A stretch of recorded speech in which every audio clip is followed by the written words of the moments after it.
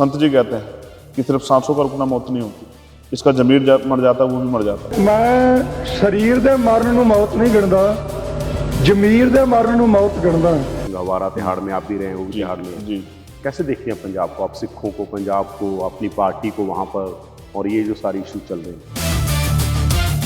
बंदी सिंहों की वो सज़ा लगभग पूरी हो चुकी है। मेरी ये मांग है सरकार से कि जिनकी सज़ा पूरी होगी, जिन्होंने इनका जो अपराध कोर्ट ने जो सज़ा तय कर दी और उनकी पूरी हो चुकी, तो अब सरकार को उनको रिहा करना चाहिए। अगर सरकार ऐसा नहीं करती और उनके पक्ष में कोई भी मूवमेंट होती है तो मैं उसके समर्थन में जाऊंगा।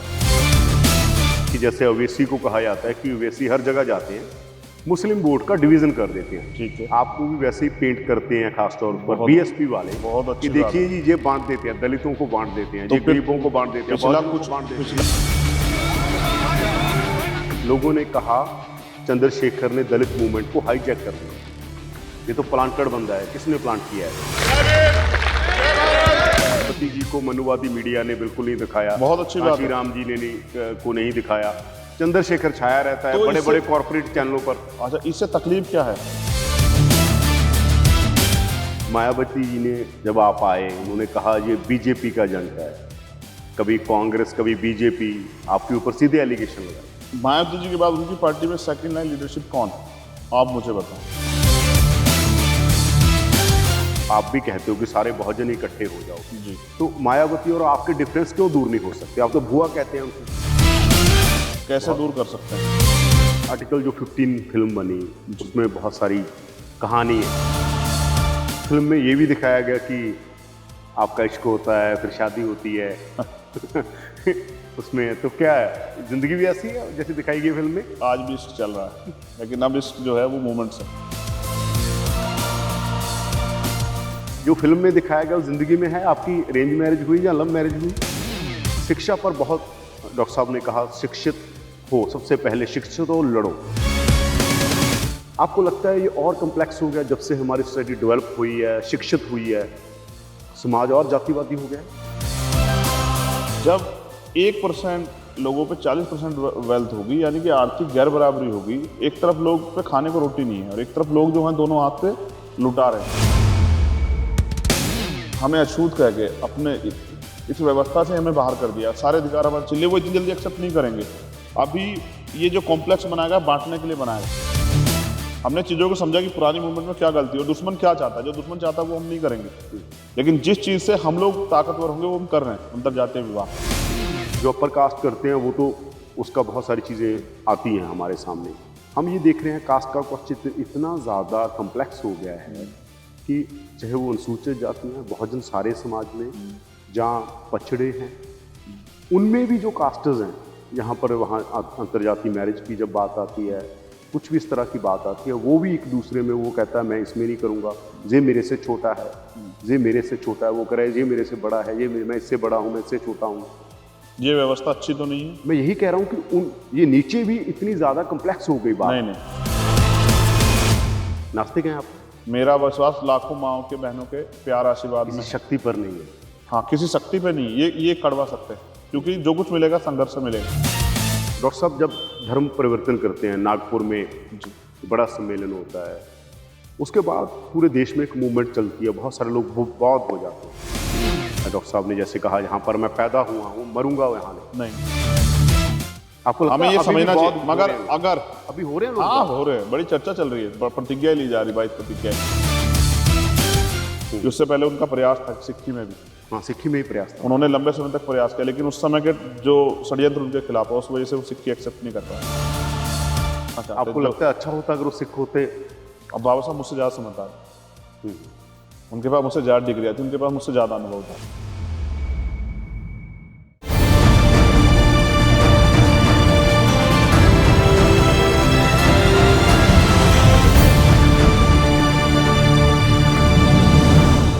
डॉक्टर अंबेडकर ने कहा था हर राजनीतिक क्रांति सामाजिक क्रांति से होके गुजरनी चाहिए, पर नेहरू से लेकर मोदी तक दलितों के लिए देश में कुछ नहीं बदला। इस पर बहुत ज्यादा लिखा गया, फिल्में बनी, एक आर्टिकल 15 फिल्म बनी जिसमें एक किरदार थे जिनका जिक्र अक्सर पॉलिटिक्स में होता है। चंद्रशेखर रावण हमारे साथ हैं, उनसे बात करेंगे दलित पॉलिटिक्स के बारे में, आंदोलनों के बारे में, इंडिया के अगले फ्यूचर के बारे में। स्वागत है जी, बहुत बहुत आपका। जय भीम। जय भीम। पहला सवाल मेरा यही कि जब आप शुरू होते हैं और यहाँ पर खड़े हैं, चंद्रशेखर ने क्या पाया और क्या गवाया, जब उसकी कौम ने क्या पाया और क्या गवाया? दो बड़े सवाल हैं, क्या पाया और क्या गवाया। पाने पे अभी चर्चा करना आसान नहीं है, क्योंकि अभी आंदोलन बढ़ रहा है। अभी आंदोलन अपनी दिशा की तरफ जारी, तो पाने पे चर्चा तो से बेहतर है कि खोने पे। पिछले 8-10 सालों में हमारे आंदोलन से पहले, जब माननीय काशीराम साहब 2006 में इस दुनिया से चले गए, तो एक शून्य हुआ राजनीति में। सामाजिक आंदोलन में फिर भी कुछ लोग काम कर रहे हैं, लेकिन राजनीति में शून्य हुआ। एक बार अवसर मिला है 2007 में पिछले आंदोलन को, क्योंकि 2012 के बाद वो लगातार डाउन गया। तो खोया ये है कि जो अधिकार बाबा साहब अम्बेडकर ने कॉन्स्टिट्यूशन में हमें दिए थे, ना हम उनका प्रयोग कर पा रहे हैं, लगभग वो समाप्त होते जा रहे हैं, जिनकी वजह से हम लोग आगे बढ़े, थोड़े बहुत अवसर पैदा हुए। आपको लगता है समाज आपके साथ खड़ा हुआ है? क्योंकि आप चुनाव लड़े 2022 में भी, है ना, गोरखपुर से जाके लड़े और आप चुनाव, आपकी जमानत भी जब्त हो गई, ऐसा क्यों? देखिए, ये समाज जो है लंबे समय तक ठगा गया। इसमें विश्वास बनाना एक कठिन काम, और ये एक प्रक्रिया के साथ होता है, एकदम नहीं होता। ये इतना भोला समाज है, जब किसी से चिपक जाता है तो फिर छुड़ाई से नहीं छूटता, और जब किसी को छोड़ देता है तो फिर कितनी ही मिन्नतें करो तब साथ नहीं आता। मैं जिनको नेता मानता हूँ, माननीय काशीराम, उन्होंने जब शुरू किया और पहली बार चुनाव लड़े, तो किसी सीट पे 400, किसी सीट पे 500 वोट मिले। दिल्ली में जब उन्होंने अपना पहला चुनाव लड़ाया मुंबई से आने के बाद, नगर पालिका इसका एमसीडी का इलेक्शन, तो 25 के करीब लोग लड़ाए थे, सभी की जमानत जब्त हुई। मेरे पास तो कोई गुरु नहीं है, मैं तो उनके जो वो लिटरेचर उनका है, जो संघर्ष उनका है, बाबा साहब का हो या माननीय काशीराम साहब का हो या ज्योतिबा फूले का हो या साहू जी महाराज का, गुरु गोविंद सिंह जी, तमाम जो गुरु संत गुरु हैं, मैं उन्हीं के संघर्ष से सीख के कर रहा हूँ। मेरे पीछे कोई विरासत नहीं छोड़ के गए वो। जो विरासत उनकी है उस पर कुछ दूसरे लोगों का कब्जा है। तो चुनाव एक ऐसी प्रक्रिया है, यहाँ बहुत सारे नेता ऐसे हैं जिनकी जमानत जब्त हुई। मेरी भी हुई, मुझे खुशी है इस बात की कि मेरी जमानत जब्त हुई।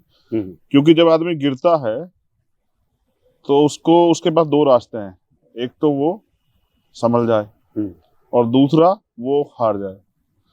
तो मैं गिरा, मगर गिर के हारा नहीं, दोबारा से खड़ा हुआ।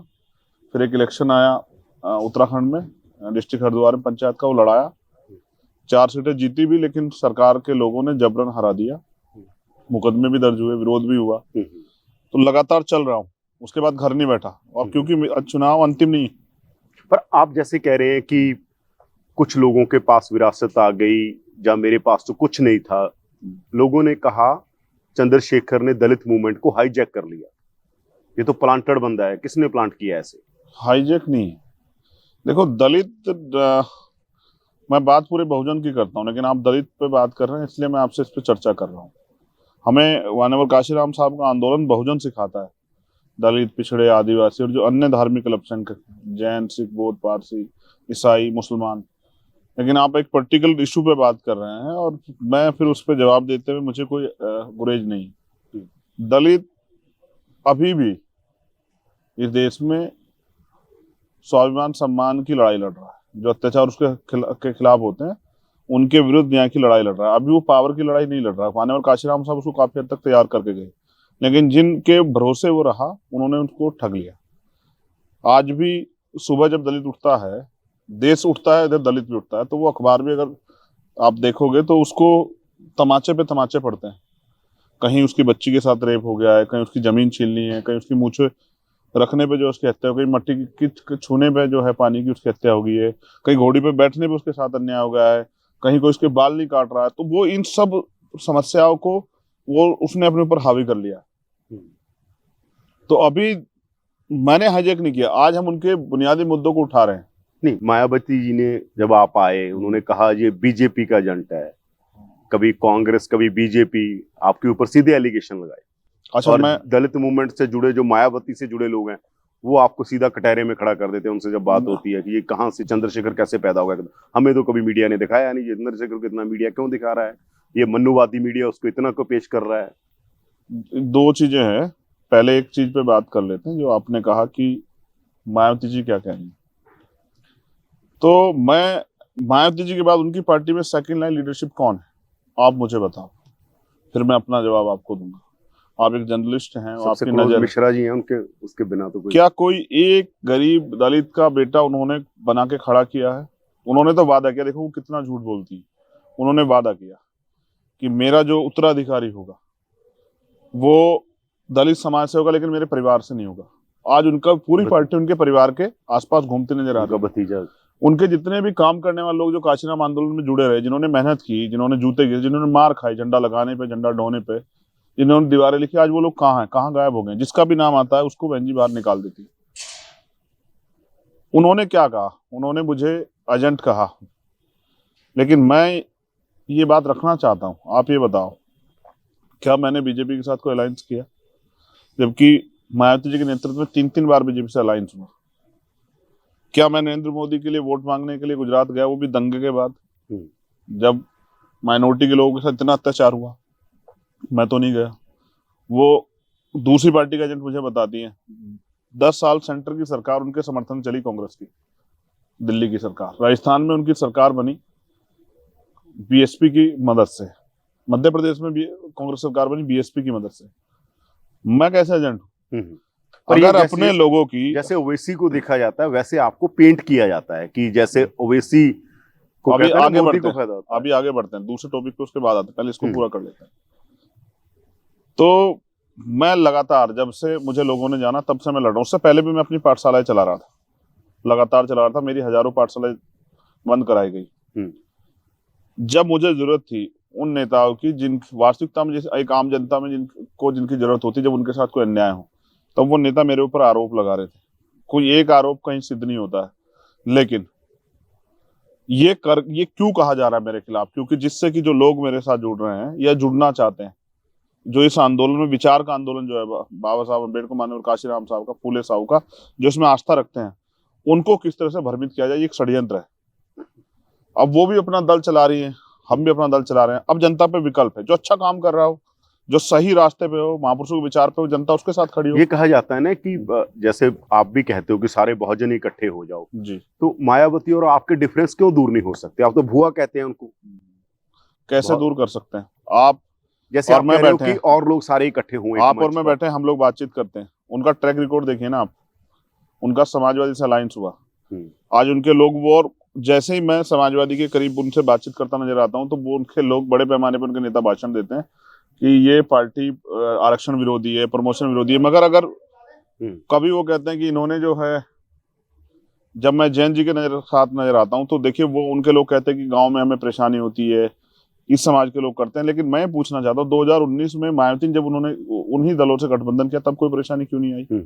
मैं तो वही कर रहा हूँ जो बहन जी पहले दोहरा चुकी। मैं बहुजन समाज को एकजुट करना चाहता हूँ। बढ़ता है, मतलब ये मैं जो कह रहा था कि जैसे ओवैसी को कहा जाता है कि ओवैसी हर जगह जाते हैं, मुस्लिम वोट का डिवीजन कर देते हैं। ठीक है, आपको भी वैसे ही पेंट करते हैं, खासतौर पर बीएसपी वाले, बहुत अच्छी कि देखिए जी ये बांट देते हैं, दलितों को बांट देते हैं, तो ये गरीबों को बांट देते हैं, बहुजनों को बांट देते हैं। पिछला कुछ डाटा होगा आपके पास? जैसे अभी मैं तो नहीं लड़ा हिमाचल में, तो बसपा को कितना वोट आया? मैं तो नहीं लड़ा, तो इसका मतलब वहां का बहुजन इनको ही वोट दे रहा हो, कमजोर तबका, दलित भी और सब चीजें। तो वहां तो इनको 0.38% वोट आया। मैं तो गुजरात में लड़ा, वहां इनको 0.50 करीब वोट आया। ये दोनों स्टेट में तो मैंने जाके बांटा नहीं किसी को। तो इसका मतलब बाकी लोग तो इनको ही वोट दे रहे होंगे। इनकी वहां समाज की आप चेक करोगे ना, गुजरात में 18-20% शेड्यूल कास्ट है। आप हिमाचल में चेक करोगे, इतना ही शेड्यूल कास्ट है, और इनको वोट मिला 1% से भी कम। यानी कि वो लोग इनमें आस्था नहीं रखते हैं, इन पे भरोसा नहीं करते। अब मैं एक और चीज पे आता हूँ, इस पे भी मैं बात करूंगा। जो आप कह रहे हैं कि लोग क्या कहते हैं, मैं लोगों की थोड़ा सुनूंगा। मेरे पास सुनने के लिए अपने महापुरुष है, मैं उनकी सुनता हूँ, और जो लोग हमारे साथ काम कर रहे हैं उनकी सुनते। आज भीम आर्मी, आजाद समाज पार्टी के बैनर पे लाखों लोग काम कर रहे हैं। ये संविधान का भी अपमान है इस तरह की बातें करना। भाई आज जनता विकल्प है, वो विकल्प मिला है। आप पहले मजबूर थे कि भाई चाहे वो अच्छा प्रत्याशी भेजें, बुरा भेजें, चोर भेजें, डकैत भेजें, लुटेरा भेजें, रेपिस्ट भेजें, उसको वोट करनी थी। अब लोगों पे चुनने के लिए ऑप्शंस है और इससे कंपटीशन बढ़ा है। जो लोग कभी कभी कहीं नहीं जाते थे घटनाओं पे, आज वो जाते हैं, आज वो बात रखते हैं, आज वो तमाम तरह की चर्चा करते हैं। आपने कहा मीडिया मुझे बहुत दिखाता है, वो कहते हैं, बीएसपी वाले कहते हैं कि मायावती जी को मनुवादी मीडिया ने बिल्कुल नहीं दिखाया, बहुत अच्छी बात है। राम जी ने नहीं दिखाया, चंद्रशेखर छाया रहता है तो बड़े बड़े कॉर्पोरेट चैनलों पर। अच्छा, इससे तकलीफ क्या है? मेरा कोई ट्वीट शायद मीडिया ना दिखाए, जब कोई शेड्यूल दलित समाज का इश्यू होता है या कोई किसानों का इश्यू, जब मैं संघर्ष करता हूँ सड़क पे आगे, तब वो दिखाते हैं। लेकिन उनके तो हर एक ट्वीट दिखाती है मीडिया। आप उनके कोई ट्वीट एक देख लो जिसकी खबर ना बनती हो। और मैं कह रहा हूँ ये स्पेस मैंने बनाया है ना अपनी मेहनत से। आज अगर मैं नेशनल उस पर पहचान रखता हूँ या टाइम्स मैगजीन में मुझे अवसर मिलता है, तो ये मैंने अपनी मेहनत से कमाया ना। हमारे भीम आर्मी के कार्यकर्ता जो खून पसीना लगा, जेलें काटी, मुसीबत, उसकी वजह से वो किया ना। एक गरीब का बेटा जब आगे बढ़ा तो लोग चुप रहा है ना। मैं ये कह रहा हूँ, आप पे तो इतने साधन है, आपकी पार्टी क्यों कामयाब नहीं हो रही है? क्यों आप उत्तर प्रदेश में एक सीट पे आ गए? क्या बीएसपी का बदल आपकी पार्टी आजाद समाज पार्टी होगी? सच जानना चाहते हो ना, तो मैं उन पर चर्चा नहीं करना चाहता। वैसे मैं पूछ रहा हूँ, नहीं, मैं उनका नाम भी लेना नहीं चाहता। कारण है, जब मैं आपसे बैठ के उनको डिस्कशन कर रहा हूँ ना, तो वो इस चीज को ये करेंगे कि देखो हमारी बुराई कर रहे हैं, और किसी की बुराई करके मैं आगे नहीं बढ़ सकता, ना हमारा आंदोलन आगे बढ़ सकता। हम तो लोगों को जोड़ रहे हैं। पहले हम बहुजन समाज बना रहे हैं, कमजोर तबका जिनको नकार देगा, आज जिनके अधिकारों को बीजेपी की सरकार जो आरएसएस की वो डकारना चाहती है, लूटना चाहती है। क्या बहुजन राजनीति का अगला सेंटर आजाद समाज पार्टी होगी? क्या आप उसका केंद्र बिंदु होंगे? मैं अपने मुंह से आपकी पार्टी होगी? हाँ, मैं बिल्कुल कह दूं, विचारों के आधार पे सबसे बड़ा केंद्र आजाद समाज पार्टी होगी, इस बात को आप नोटिस कर लो। लेकिन हम अभी मेहनत बहुत बाकी है। मैं अपने सभी साथियों से अपील करता रहता हूँ लगातार कि जाके गांव में काम करो, लोगों को समझाओ, लोगों को जोड़ो। क्योंकि देखो हमारे लोग इतने भोले हैं कि जो बीजेपी इनको नुकसान पहुंचा रही है, इनके हक अधिकार छीन रही, इनका आरक्षण छीन रही है, हाथरस जैसी घटना में न्याय नहीं देती, उन्नाव जैसी घटना में न्याय नहीं देती, सहारनपुर में इतना बड़ा अत्याचार होता है, लोगों को जिनके साथ अत्याचार हुआ उनको ही जेल भेजने का काम करती। हमारे लोग कभी कभी उनके पास भी खड़े हुए नजर आते हैं, तो हमारे लोग सीधे, हम उनको अभी समझा रहे हैं। जैसे आज मतदाता दिवस, अगर हमारे लोगों ने अपनी वोट की वैल्यू समझी होती और अपने महापुरुषों के जो नारे हैं, उन्होंने कहा वोट हमारा राज तुम्हारा, नहीं चलेगा नहीं चलेगा, अगर इस बात को हमारे लोगों ने समझ लिया होता और अगर ये पिछला आंदोलन सबको यूनाइट रखने में कामयाब हो गया होता, तो शायद मेरे जैसे लोगों के लिए स्पेस नहीं होता। उन्होंने काम करना बंद किया। एक झूठ आप भी बोल रहे हैं, आपको भी इसमें सुधार करना चाहिए। मेरे आंदोलन से पहले एक पार्टी बनी है, उसकी पंजाब में भी सरकार बन गई है, उसकी दिल्ली में भी सरकार बन गई है, वो गुजरात में भी उन्होंने 12-13% वोट लिया। बहुजनों का वोट इस देश में 85% है, और जिनके जो इस लंबे समय राजनीति कर रहे हैं उनका 15% वोट है। उनकी 3-3, 4-4 राष्ट्रीय पार्टी है, उनकी बीजेपी है, उनकी कांग्रेस है, उनकी लेफ्ट है, अब ये जो नई पार्टी आ गई आम आदमी पार्टी, ये उनकी पार्टी है। उनके लोग नहीं रोते हैं कि भाई हमारा वोट बट रहा है, हमारा वोट बट रहा है, और हमारे लोग जिनका 85% वोट है वो रो रहे हैं कि हमारा वोट जाएगा बढ़ जाएगा। देखो हमारी सोच कमजोर हो गई। जब बटा हुआ था सब कुछ, जब मैंने अपने आंदोलन शुरू किया भीम आर्मी का, तब हमारे 1200 कुछ संगठन रजिस्टर्ड थे जो बाबा साहब अम्बेडकर के नाम पर रजिस्टर्ड थे, लेकिन रजिस्टर्ड करके वो काम नहीं कर रहे हैं, तो क्या फायदा? बीजेपी आज हमारे अधिकार छीन रही है, और जो दल जिनको लड़ाई लड़नी चाहिए बीजेपी के खिलाफ वो नहीं लड़ रहे हैं। तो जनता, अगर ये लड़ाई भी आप सोचो मैं लीड कर रहा हूँ, जो लड़ाई मुझे लड़नी चाहिए, अगर वो आम गांव में रहने वाले कमजोर व्यक्ति को, दलित समाज के व्यक्ति को या माइनॉरिटी के व्यक्ति को लड़नी पड़ रही है, तो फिर मेरा क्या फायदा? फिर मेरी क्या जरूरत है उनको? अगर वो लड़ाई वो खुद लड़ रहा है, अगर न्याय के लिए उसको धरना देना पड़ रहा है, तो फिर मेरी क्या जरूरत है?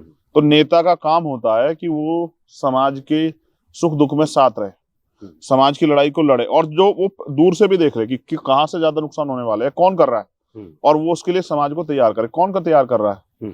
ये तैयार करने का हम कर रहे हैं। इस देश में जब किसानों के साथ अन्याय हुआ, आप बताओ कोई नेता गया क्या? किसानों के आंदोलन में हम खड़े थे, उनके साथ कंधे से कंधा मिला के। हमारे लोग जेल गए गाजियाबाद में, हमारे लोग बॉर्डर पे गए, हमारे लोगों ने उस प्रोटेस्ट में पूरी जो है दमखम से हिस्सेदारी की। जब उन्होंने भारत बंद बुलाया तो हम लोगों ने भारत बंद में शामिल हुए हम लोग। जब यहाँ सीएए एनपीआर एनआरसी का मुस्लिम भाइयों के खिलाफ जब वो आया, जबकि वो था बहुत पूरे कमजोर वर्ग के खिलाफ, एक नेता नहीं गया, सब लोग डर रहे थे अपने वोट का नफा नुकसान, तब मैं जाके लड़ा। तो मैं तो इन लोगों को जोड़ रहा हूँ आज जब मजदूरों की लड़ाई की बात आती है, जब कहीं किसी फैक्ट्री में अन्याय होता है, किसी के साथ कोई दुर्घटना हो जाती है, वो सबसे पहले भीम आर्मी को याद करता है। आज गांव देहात में अगर कोई ताकतवर सामंतवादी व्यक्ति किसी गरीब की जमीन जोरू या उसके धन के बारे में उसको लूटने की सोचता है या उसको परेशान करने की, तो करने वाले के दिमाग में भी ये है कि चंद्रशेखर आके लड़ेगा इनकी तरफ से। आज एक विश्वास पैदा हुआ, वो काम से पैदा हुआ है। कि आपको क्या लगता है, जो जब आपने बनाई भीम आर्मी, जो तब रिस्पांस था, उसके बाद जैसा रिस्पांस मिलना चाहिए था वैसा मिला? क्योंकि लगता है वैसा नहीं मिला जिस तरह का रिस्पांस आपको ओपनिंग में था। देखो, मैंने कुछ चीजों में बदलाव किया है, धीरे धीरे हम चीजों को सीख रहे हैं। जो नौजवान, सबसे बड़ा फायदा ये हुआ, आप फायदा भी पूछ रहे थे ना, सबसे शुरू में सवाल आप कहे थे, एक फायदा सबसे बड़ा ये हुआ जो सब लोग नहीं कर पाए। जो नौजवान कैडर की कमी के कारण या अपने महापुरुषों के आंदोलन के में स्पेस ना मिलने कारण, प्लेटफॉर्म ना मिलने कारण, कहीं विश्व हिंदी परिषद, कहीं बजरंग दल, कहीं हिंदू युवा वाहिनी या किसी और संगठन में, वो संगठन जो उनका यूज करके उनको लड़ा के और उनको जो है कमजोर कर रहा था या उन्हीं के खिलाफ जो है उनके अधिकारों के खिलाफ साजिश कर रहा था, वो वहां से निकल आए। आज आप देखो, यूथ में अपने महापुरुषों के प्रति या उनके आंदोलन के प्रति जानकारी, और आज वो अपने अधिकारों के लिए लड़ रहा है। आज एक चंद्रशेखर को हर जगह जाने की जरूरत नहीं है। हमने लीडरशिप डेवलप की, हमने राजस्थान में भी लीडरशिप बनाई, हमने पंजाब में भी बनाई, हमने हरियाणा में भी बनाई, हमने यूपी में बनाई, उत्तराखंड में बनाई, हमने यहाँ तक बंगाल में, अभी मैं तेलंगाना से लौटा, तेलंगाना में, कर्नाटका में, दिल्ली में, महाराष्ट्र में, अभी 2 दिन पहले महाराष्ट्र से लौटा, महाराष्ट्र में हमने बड़े पैमाने पे लीडरशिप डेवलप की है। और हमने अपनी मेहनत से इतना काम किया है कि आज शासन प्रशासन के लोग भीम आर्मी को पहचानते हैं। जहां जिस काम के लिए लोग करोड़ों रुपए की जो है एडवर्टाइजमेंट करते हैं, वहां भीम आर्मी के संघर्ष से भीम आर्मी पहचान, मजबूरी में, जिनको आप मनुवादी मीडिया कह रहे हैं, उनको भी हमारी खबर दिखानी पड़ती है। हम काम इतना अच्छा करते हैं। मैं एक बार गया राजस्थान, 4 दिन तक सीएचए की भर्ती हुई थी वहां, लेकिन कोरोना के बाद उनको निकाल दिया गया। उन्होंने अपनी जान की बाजी लगा के सेवा की। मैं उनकी लड़ाई आंदोलन में शामिल होने गया, वहां की सरकार ने, कांग्रेस की, मुझे 4 दिन जेल में भेज दिया। अब आप बताओ, जिनकी लड़ाई में लड़ने गया और इतना बड़ा संगठन है, और जब हमारे लोग उसके विरोध में सड़कों पे आएंगे तो खबर नहीं बनेगी क्या? और अगर हमने अपनी मेहनत से मजबूर कर दिया इस देश के मनुवादी मीडिया को, चाहे वो हमारी छोटी सी खबर दिखाए, तो इसके लिए तो खुश होना चाहिए। आपको दुख होता है जब ये कहते हैं ये बीजेपी का एजेंट है, ये एजेंसियों का बंदा है, इससे फंडिंग कहाँ से हो रही है, तो आपको दुख होता है? आपके लोग कहते हैं, मैं इसलिए कह रहा हूँ। नहीं, मैं उनको कैसे अपने लोग कहूँ जो इस विचारधारा के प्रति, आपके समाज से तो हैं वो। मैं क्या कर रहा हूँ, मेरा तो पूरा बहुजन समाज है। देखो, कुछ लोगों की राजनीतिक मजबूरी हो सकती है, उनकी जो राजनीतिक रोटियां हैं वो कैसे सीखेंगी अगर वो किसी के ऊपर आरोप नहीं लगाएंगे। मैं फिर कह रहा हूँ आपसे, दुख होता है, लेकिन खुशी इस बात की होती है कि हमारा आंदोलन आगे बढ़ रहा है। और ये जो लोग आरोप लगा रहे हैं, कल आने वाले समय में जिस समाज की बात आप कर रहे हो, जब धीरे धीरे हमारा आंदोलन ताकतवर होगा और इससे और बड़े पैमाने पर लोगों का भला होगा, तो आप देखना, यही लोग हमारी सबसे बड़ी ताकत बनेंगे। दुख इस बात से होता है कि वो अपने निजी स्वार्थ में हमारे आंदोलन को और उस आंदोलन में काम करने वाले लाखों लोगों को बुरा कह रहे हैं, जिसका अधिकार उनको कोई नहीं देता। आर्टिकल जो 15 फिल्म बनी, उसमें बहुत सारी कहानी है जी, उस कहानी के तब भी आप चर्चा में है बहुत, पूरे देश के जो नौजवानों ने जाना, नए लोगों ने जाना, बिल्कुल एलीट सर्कल ने जाना, उस ना वो रिलेट किया कि चंद्रशेखर उस फिल्म में भीम आर्मी का एक मेटाफरिकली जिक्र हो रहा है। वो कहानी कितनी आपके मतलब पास है? आपसे बात हुई थी तब ये फिल्म बनी या ऐसे ही बनाई उन्होंने? देखिए, मुझसे बात हुई उनकी, मगर मैंने उनको मना कर दिया। जो लोग जिनका पूरी फिल्म ही आप पर बनाना, जिनका आप जिनका आप जिक्र कर रहे हैं ना, उनको और दर्द हो जाता पेट में कि आज एक गरीब दलित नौजवान पे मूवी क्यों बन रही है, इस पे तो किसी और का कब्जा है, और अगर बननी भी चाहिए तो उनके उत्तराधिकारियों पे या पैसे वालों पे बननी चाहिए, तो उस पर क्यों बन रही है? वो बनी संघर्ष की वजह से। मैंने 16 महीने जेल काटी एक बार में, और 6x10 की एक कोठरी में 16 महीने अन्याय सहा, खून के आंसू रोए मेरे लोग, मेरे साथियों को पीटा गया, करंट लगाया गया, मैंने तमाम तरह के जुल्म सहे, बीमार होने पे 8 महीने दवाई नहीं कराई गई, परिवार से मिलने को रोक दिया गया। 2 अप्रैल का आंदोलन हुआ, मैं 8 दिन तक भूख हड़ताल पे रहा। मैंने जान को हथेली पर रख के इस लड़ाई को लड़ा। तो उनकी मजबूरी हुआ, क्योंकि ऑडियंस बड़े पैमाने पे हमारे साथ है, तो उनको लगता कि अगर इनकी बात होगी तो ऑडियंस देखेगी। वो जो मूवी बनी उसमें बहुत सारा हिस्सा जो है हमारे संघर्ष पे दिखाया गया, और बहुत सारा हिस्सा क्योंकि मैंने उनको मना किया इसलिए उन्होंने उसमें थोड़ा सा चेंजेस किया। लेकिन कुछ किस्से उसके सच्चे हैं। जैसे जैसे आज क्या क्या जो आपकी जिंदगी से पूरा जुड़ा हुआ है? आज जो भी अपने समुदाय के लिए ईमानदार से लड़ेगा उसको मरना पड़ेगा। और कुछ नेता उसके ऊपर ऐसे आरोप लगाएंगे, जैसे आप अभी जिनका आरोपों का मुझसे जिक्र कर रहे हैं, कहेंगे ये तो नौजवान है, ये तो हिंसा करते हैं, तो ये करते, ये सहने पड़ेंगे अगर आप अपने लोग हितों की रक्षा करोगे। मैं पढ़ा लिखा वकील हूँ और मुझे पता है वायलेंस में और सेल्फ डिफेंस में क्या फर्क है। एक मूवी आई जय भीम, उसमें जो अन्याय हुआ आदिवासियों के साथ वो सच है। इस अन्याय का इतना अन्याय होने के बाद झूठा उसमें दिखाया गया कि चोरी कोई करता है और जबरन किसी पे चोरी थोपने के लिए उसको मजबूर किया जाता, पीटा जाता, उसकी पत्नी को, उसकी बहन को, और नंगा करके जो अन्याय किया जाता है उनके, उसके पति के सामने, उसके भाई के सामने, उस दर्द को मैं रोज सहता हूँ। क्योंकि कहीं ना कहीं पूरे भारत में हमारे लोग साथ हो रहा है, चाहे वो आदिवासियों के साथ हो, मुसलमानों के साथ हो, सिखों के साथ हो, बुद्धिस्टों के साथ हो, ईसाइयों के साथ हो, या दलितों या पिछड़ों के साथ, ये हो रहा है। और मैं इसको दिल से जो है आत्मसात करता हूँ, क्योंकि मुझे ऐसा लगता है कि मेरी सगी बहन के साथ हुआ, मेरे सगे भाई के साथ हुआ, मेरे सगे बाबा के साथ हुआ। मैंने इस आंदोलन को दिल से माना है, ये आंदोलन मेरी नसों में बहता है। और मैं फिर कह रहा हूँ, समय सबको जवाब देगा, समय बहुत बलशाली। अच्छा, उस फिल्म में ये भी दिखाया गया कि आपका इश्क होता है, फिर शादी होती है उसमें तो क्या जिंदगी भी ऐसी है जैसी दिखाई गई फिल्म में? एक लड़की है, उससे इश्क चल रहा है, आपका मूवमेंट भी चल रही है, आज भी, और इश्क भी चल रहा है। आज भी इश्क चल रहा है, लेकिन अब इश्क जो है वो मूवमेंट्स है, जो हमारा आंदोलन है। और अगर, क्योंकि जब इश्क करता है ना आदमी किसी से, तो उसके लिए सब कुछ कुर्बान करने को तैयार रहता है और किसी भी हद तक जा सकता है। तो अब मैंने जो इश्क किया है, मोहब्बत की है, वो बहुजन मूवमेंट से की है। इसीलिए मैं अपनी जान की परवाह नहीं करता, और इसीलिए टकराने से पहले नहीं सोचता कि ये पूरी आरएसएस और भाजपा ये मुझे कब निकल जाएगी। मेरे पास ऊपर इतने मुकदमे इसी सरकारों ने किया जिनका एजेंट मुझे बताया जाता है।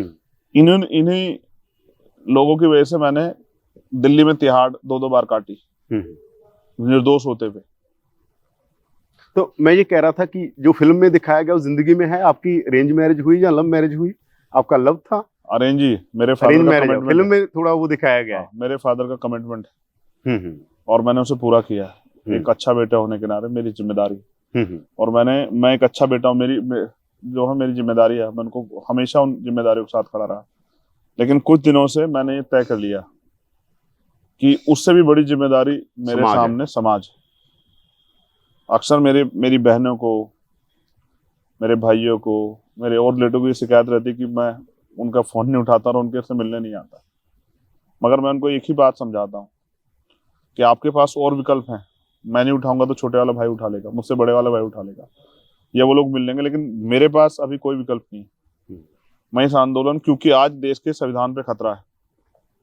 आज जो कहा गया था, स्वामी विवेकानंद ने भी कहा और बाबा साहब अम्बेडकर ने भी कहा कि पूंजीवाद का और ब्राह्मणवाद का एक ऐसा गठजोड़ होगा जो देश की जनता को पीस देगा। आज वो हालात है देश के अंदर, 1% लोगों पे 40% वेल्थ है देश की, बिल्कुल 10% लोगों पे देश की 90% वेल्थ है, और 90% लोगों पे 10% वेल्थ है। और उस 10% में आप सोचो कि वो एक दूसरे की का गिराया हुआ झूठन कच्चा पक्का खा के, आज भी लाखों लोग जो है बिना छत के सोते हैं इस भयंकर सर्दी में, हार्ड कपकाते सर्दी में।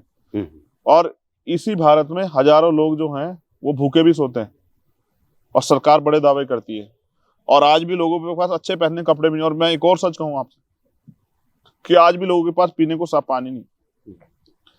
70 साल की इस डेमोक्रेसी में हमें ये मिला है, इसलिए मेरे जैसे लोग को आना जरूरी है कि जो मूलभूत सुविधाएं कम से कम इंसानों को जो मिलनी चाहिए वो तो मिले उन लोगों को।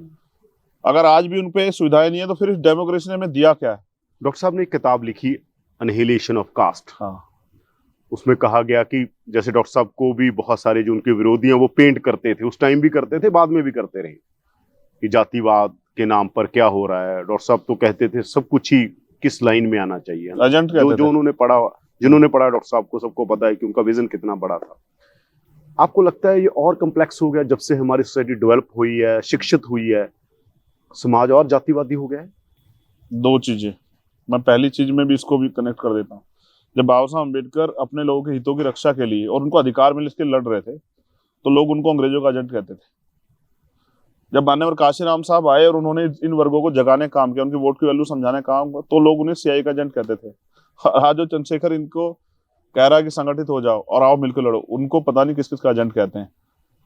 अब आप जो कह रहे हैं, डॉक्टर अम्बेडकर ने जो रास्ते दिखाए हैं, बड़े पैमाने पर हमारे लोग उसके पीछे काम कर रहे हैं, चल रहे हैं। आज हमारे लोग विदेशों में जा रहे हैं पढ़ने, विदेशों में जाकर डिग्री हासिल कर रहे हैं, लेकिन क्योंकि यहाँ अभी भी सामाजिक गैर बराबरी, जिसको काशीराम साहब ने समझा, और आर्थिक गैर बराबरी बड़े पैमाने में मौजूद। जैसा मैंने कहा कि मैं ये पूछ रहा हूँ कि शिक्षा पर बहुत जोर देते मैं हैं। वापस आता हूँ, मैं थोड़ा सा सवाल को डिफाइन कर दूं। ठीक, कि शिक्षा पर बहुत, डॉक्टर साहब ने कहा शिक्षित हो, सबसे पहले शिक्षित हो, लड़ो। शिक्षित होने के बाद समाज है जो और ज्यादा कम्प्लेक्स हुआ। जितना शिक्षित हो गया, जितनी डेवलपमेंट हो गई, जातिवादी उतना ज्यादा हो गया, उतनी ज्यादा कास्ट आ गई। नहीं, मैं वापस आता हूँ फिर इस बात पे, मैं उस बात को कंप्लीट करूंगा। मैं उसको यहीं से कनेक्ट कर रहा था आपके सवाल पे। जब 1% लोगों पे 40% वेल्थ होगी, यानी कि आर्थिक गैर बराबरी होगी, एक तरफ लोग पे खाने को रोटी नहीं है और एक तरफ लोग जो है दोनों हाथ से लुटा रहे हैं, तो इसका खामियाजा हमारे लोगों को बड़े पैमाने पर भुगतना पड़ रहा है। देखो, देश में रोजगार नहीं, बाबा साहब ने एजुकेशन लेने का, हमने एजुकेशन ली, लेकिन क्या पढ़ लिख के हमें रोजगार मिल रहा है? तो रोजगार तो नहीं मिल रहा है। वो जो कॉम्प्लेक्स की बात आप कर रहे हैं, हम पे इतिहास है जानने के लिए, लोग इतिहास पढ़ रहे हैं। कभी हमारे लोग बांटने की बात नहीं करते हैं, हमेशा जोड़ने की बात करते हैं, भाईचारे की बात करते हैं। क्योंकि जाति हमने नहीं बनाई। जो जिस किताब का आपने जिक्र किया, वो तब डॉक्टर अम्बेडकर ने लिखी जब वो गए संतराम दिए, हाँ, जात पात तोड़ल मंडल की जो मीटिंग थी, जिसमें उनको एज ए चीफ गेस्ट बुलाया गया और वहां के अपर कास्ट के स्वर्ण जाति के लोगों ने विरोध कर दिया कि हम डॉक्टर अम्बेडकर को एक्सेप्ट नहीं करेंगे। तब उन्होंने जो भाषण उनको देना था, उसको उन्होंने किताब के रूप में लिखा, जिसमें कहीं तक एक सार ये भी कि अंतरजातीय विवाह होना चाहिए। आज हम लोग उसी काम को कर रहे हैं। जाति बना के बांटने का उन लोगों ने किया जिनको मौर्य काल के जो का हमारा पिछला इतिहास, उससे डर लगता है कि ये लोग शूद्र लोग, वर्ण के लोग यूनाइट ना हो जाए। उन्होंने हमें जातियों में बांटा। हम लोग इन जातियों को फिर से, हम बार बार इस बात को कहते हैं कि जातियां इंसानों में बांटने के लिए बनाई गई हैं, ना कि मैं कम्प्लेक्स इसलिए कह रहा था मैं कि हम देख रहे हैं जो अपर कास्ट करते हैं वो तो उसका बहुत सारी चीजें आती हैं हमारे सामने। हम ये देख रहे हैं कास्ट का क्वेश्चन इतना ज्यादा कम्प्लेक्स हो गया है कि चाहे वो अनुसूचित जाति हैं, बहुजन सारे समाज में, जहाँ पछड़े हैं, उनमें भी जो कास्टर्स हैं, यहाँ पर वहाँ अंतरजातीय मैरिज की जब बात आती है, कुछ भी इस तरह की बात आती है, वो भी एक दूसरे में वो कहता है मैं इसमें नहीं करूंगा, ये मेरे से छोटा है, ये मेरे से छोटा है, वो कह रहा है ये मेरे से बड़ा है, ये मैं इससे बड़ा हूँ, मैं इससे छोटा हूँ। ये व्यवस्था अच्छी तो नहीं है। मैं यही कह रहा हूँ कि ये नीचे भी इतनी ज्यादा कम्प्लेक्स हो गई बात। नहीं, बात तो नहीं, इसको और डीपली समझना पड़ेगा। ये अच्छी व्यवस्था नहीं है, और इसको इसलिए ये क्योंकि व्यवस्था के बनाने वालों ने उस समय किया है कि जातीय दम पैदा किया, आपस में जातियों में ऊंच नीच की भावना इसलिए पैदा की, जातियों में टकराव होता रहे। इस पे बड़ा काम आज देखिए। मैं कह रहा हूँ पछड़ों और बहुजनों में भी जितनी जातियां वो एक दूसरे के प्रति ऐसी सोचती हैं कि हम इसमें शादी नहीं करनी है, वो कहता है अगर इसमें हो गई तो हमारा मान सम्मान सारा ये हो जाएगा। आपको बस एक मिनट सुनना पड़ेगा, ऐसा नहीं। देखो, लंबे समय से चली आ रही है, एक दिन का काम नहीं है कि एक दिन में कोई चीज बना के आपके ऊपर हजारों साल की एक दिन में नहीं जाएगी। डॉक्टर अम्बेडकर के इतने प्रयास से काफी हद तक परिवर्तन हुआ, मान्यवर काशीराम साहब के इतने प्रयास से काफी हद तक परिवर्तन हुआ, और भी परिवर्तन की जरूरत है। अभी काफी समय लगेगा। एक दिन में जिन लोगों ने हमें अछूत कह के अपने इस व्यवस्था से हमें बाहर कर दिया, सारे अधिकार हमारे चिल्ले, वो इतनी जल्दी एक्सेप्ट नहीं करेंगे। अभी ये जो कॉम्प्लेक्स बनाया गया, बांटने के लिए बनाया गया, हम इसमें लोगों को समझा के भाईचारा पैदा करने का प्रयास कर रहे हैं। ये कॉम्प्लेक्स आया नहीं है, ये बनाया गया, और इस पे ये एक षड्यंत्र है। जब चर्चा होती है तो उस पे कहा जाता है कि भाई ये जाति आगे बढ़ गई है, पिछड़ों में से, दलितों में से ये जाति आगे बढ़ गई है, एक तरह का उनमें कॉन्फ्लिक्ट पैदा हो। जबकि सच ये है कि अभी जातिगत जनगणना होने दीजिए देश के अंदर, तब असली सच बाहर आएगा, किसकी कितनी आबादी है, उस पर कितने रिसोर्स हैं। अभी तक देश के दलित और पिछड़े वो रोटी के लिए मजबूर है। तो ये जो जिस कॉम्प्लेक्स की बात आप कर रहे हैं, कॉम्प्लेक्स तो बनाया गया है, वो एक षड्यंत्र है। जाति एक ऐसी सीढ़ी है ना, जो जिस जाति में पैदा हो वहीं मरेगा, उसके पास कितना ही ज्ञान हो। नहीं, मैं ये कह रहा था, ये सवाल मैंने इसलिए कहा कि डॉक्टर साहब जो बात कह रहे थे, जिन बात तो एक तो वो समाज है जो लगातार शोषण करता आया था, ठीक है, एक जिनका हो रहा था जी, जिनका हो रहा था उनमें भी ये सवाल इतना तीखा है आपस में। हाँ, ये क्यों हुआ? आपको लगता नहीं है कि ये फिर क्या? क्योंकि हमने अपने प्रॉब्लम है? महापुरुषों को नहीं माना, हमने उनकी बातों पे हम लोग नहीं चले। बाबा साहब अम्बेडकर बटी हुई जातियों को वर्ग बना के गए, शेड्यूल कास्ट, शेड्यूल ट्राइब, लेकिन अभी भी हम लोग वर्ग नहीं बने। ये बात सच है, निचले लेवल पे बहुत परेशानी है, हम लोग आपस में अंतरजातीय विवाह नहीं कर रहे, लेकिन हम इसकी शुरुआत कर चुके हैं, हम लोग कर रहे हैं। हमने चीजों को समझा कि पुरानी मूवमेंट में क्या गलती है और दुश्मन क्या चाहता है, जो दुश्मन चाहता है वो हम नहीं करेंगे, लेकिन जिस चीज से हम लोग ताकतवर होंगे वो हम कर रहे हैं, अंतरजातीय विवाह। ऐसा ही पिछड़े वर्ग के लोगों में ये सच है कि बिल्कुल कॉन्स्पिरेसी है, और ये पूरी क्रिएट की हुई कॉन्स्पिरेसी है।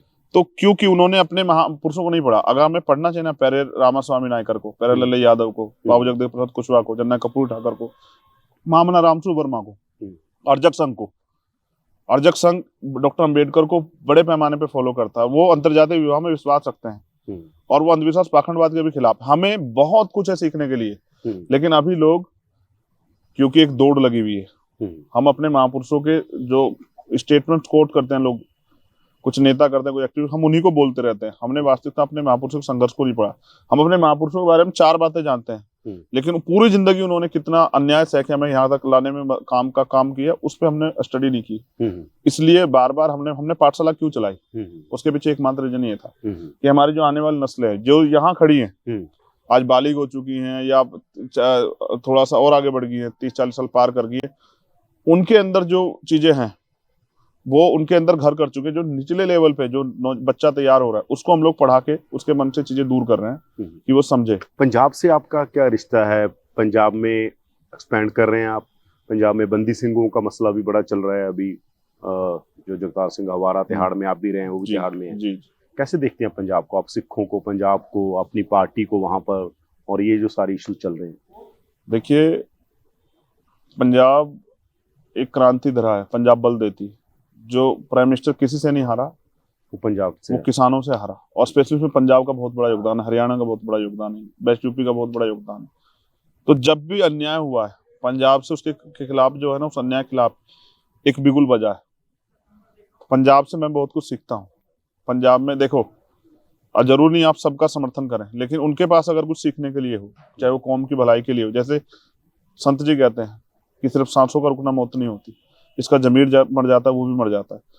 तो आप अपने जमीर को जिंदा रखें। देखो, मैं समझता हूँ सब में अच्छाई है और सब में बुराई है, हमें अच्छाई लेनी चाहिए। पंजाब में हम अपनी पार्टी को धीरे धीरे आगे बढ़ा रहे हैं, और पंजाब में संगठन है हमारा, लेकिन पंजाब में शायद बड़ी सुर्खियों में हम लोग नहीं रहते, क्योंकि अभी तो एक आदमी को मुश्किल से मीडिया दिखाता है, जिसकी बात आप कर रहे हैं, मनुवादी मीडिया खूब दिखाता है। आपको दिखाता है? मैं उनका नेतृत्व कर रहा हूँ, इसलिए दिखाता है। तो पंजाब में जो बेसिक, क्योंकि वहां जातिवाद में थोड़ा सा इस तरह का जातिवाद नहीं जिस तरह का यूपी, बिहार, छत्तीसगढ़, राजस्थान, मध्य प्रदेश जैसा इस तरह का, वहां थोड़ी सी पावर शेयरिंग को लेकर लड़ाई, तो इस तरह की समस्या वहां कम है। तो पंथक लोग भी वहां आपके दोस्त होंगे अगर आप जाएंगे वहां? हाँ, मेरी सब जगह दोस्ती, मेरी हर उस व्यक्ति से दोस्ती है जिसके जो अन्याय का सामना कर रहा है, जो अन्याय के खिलाफ लड़ रहा है। अलायंस पूछ रहा हूं आपने मैं, अलायंस उसका फैसला पार्टी करती है। आपने कहा जो हवारा, जो बंदी सिंहों वाला, हाँ, जो बंदी सिंहों का वाला मसला, मैं समझता हूँ इंडियन पीनल कोड ने सजा तय की है, जिसने जो अपराध किया उसके लिए सजा है।